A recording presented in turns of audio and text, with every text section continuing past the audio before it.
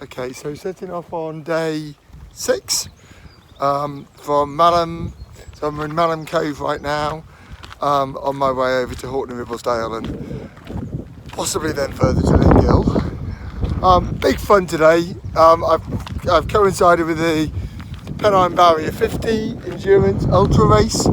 So as I'm walking along, I'm cheering on all the runners. Two guys in the tents next to me were Giles and Les. I've already had Giles coming on, so I said, "Go on, Giles." Even early in the race, it picked him up. I don't know whether I'm going to see them again later. I probably am. I imagine you kind of pick them up, but it's quite entertaining. It means I need to walk down the side of the path so they can all go down the main footpath. They need it more than I do.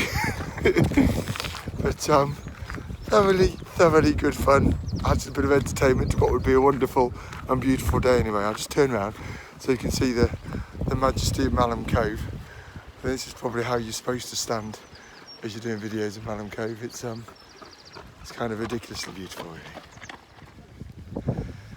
Hey Susie, thought for you and I, Malham Cove is very nice, very pretty. When we get that caravan in about 10 years or whenever, this is definitely a place to visit. You know, I don't know where the campsite, the caravan site is near here. I know that you can put a caravan in Gargrave. I don't know if there's a caravan site in Malham, but this is definitely a caravan type destination of the future.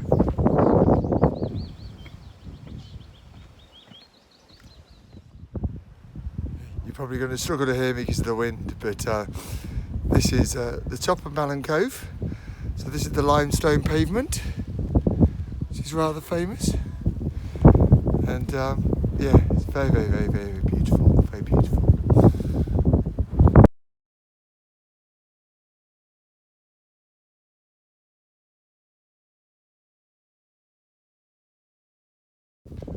Oh, this place is absolutely majestic. I mean, it's a lot like Lathgildale and Dovedale, but if anything, it's even more beautiful, which I didn't really think was possible. It is lovely. It's quite surreal to have my normal morning walk that I'm on my own for 2 hours, to now have these runners come past me all the time. It's quite nice, quite different. If it wasn't for the running race, I wouldn't have seen anybody for 2 hours, for the last hour, and I'd be completely on my own in Malham Cove, and that'd be lovely too. Wishing them all well and staying out of the way.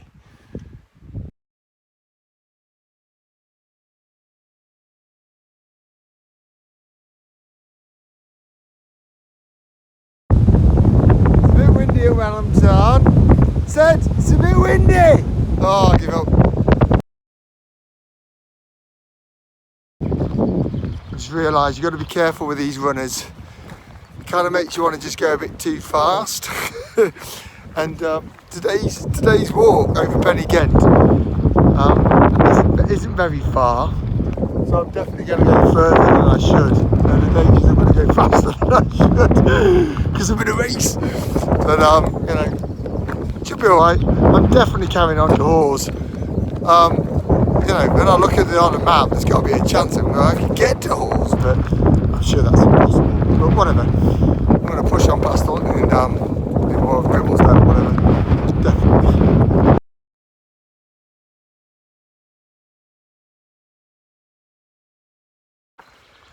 Cool. As I think I mentioned in a video last night, I reckon I was the only Pennine Way walker in the campsite last night. But talking to the walkers in the campsite the night before, it was interesting to realise how much more organised I was. The kit they had, one of the people had got their sleeping bag out, and it was more than 4 times the size of my sleeping bag, and the tents were all massive. The kit that they had was just you know, huge. And their rucksacks as well, massively heavier than mine. I thought mine was heavy. It's not. For doing this, my rucksack seems to be really light. So, you guys, everything's relative. You kind of learn as you kind of go along. But yeah, I thought everybody would have the same kit as me. They don't. Obviously, I was the only one who went crazy searching the interweb.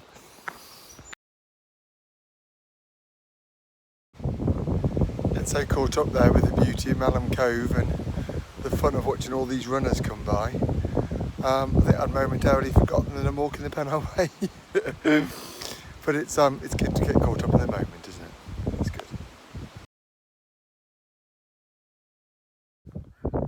Stopped at kind of the bottom of Fountains Fell just to do a little bit of footwork. I've done some good footwork today because I don't plan to do anything to them tonight. So I got some new blister plasters in Gargrave, and used all of those. Just need to fix my weight, but they're pretty good. The heels are looking better. That little toe is the biggest niggle. That's what I just had to sort out today. But at the moment, the blisters are all looking better, and yeah, I feel like they're going to be gone pretty soon. Happy days.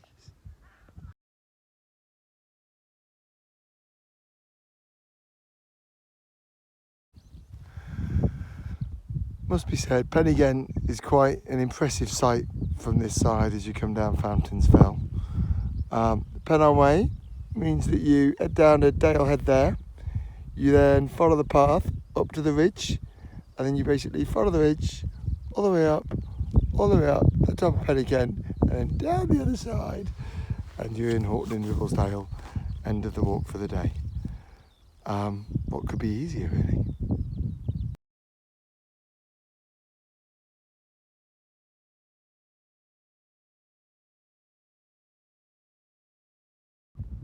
Tell you what, one thing I need to be like a note to myself, coming down Pen-y-Ghent, I always underestimate the downhills. It's like I think I've got to go, great, it's got to go down there and it's done. No, going down for me takes longer than going up. It's more painful and more difficult. And note for self, don't underestimate the downhills. Just chilling under a tree, just getting some shade, because it's 20 past 4 and the sun's quite strong, so I want to stay under this tree till nearer 5, and then I'll start making my way to my camp tonight. Just met my first southbound person, Graham, his name was, and yeah, he's walking the Pennine Way, but took the way around. That was nice. Well, I'm already halfway to Ling Gill, and it's only 5:50. So I found a spot with loads of shade under a wall with some nice clean clear grass, so I'm just chilling. I'll stay here as long as I fancy, really. There's no mobile signal, unfortunately, so I can't watch the Finland Denmark game, which is a shame. Otherwise I'll probably stay for at least an hour, and yeah, I might fall asleep, you never know. Yeah, because you don't really want to get to a wild camping spot before 8 because you run the risk of getting moved on. So, yeah, I'll chillax here for a little bit. I've got plenty of everything I need. Take it easy. So at the end of the day, I did carry my walk on to Ling Gill. I'd heard various things about the campsite at Horton-in-Ribblesdale, especially on a Saturday night being quite loud. So I didn't think it would be for me. Ling Gill Beck was a lovely place for wild camp. I was told by a couple of people there would be other wild campers there. And when I got there was somebody called Carl, who was a biker doing circuits around North Yorkshire and the Northern Pennines. And it was an excellent wild camp.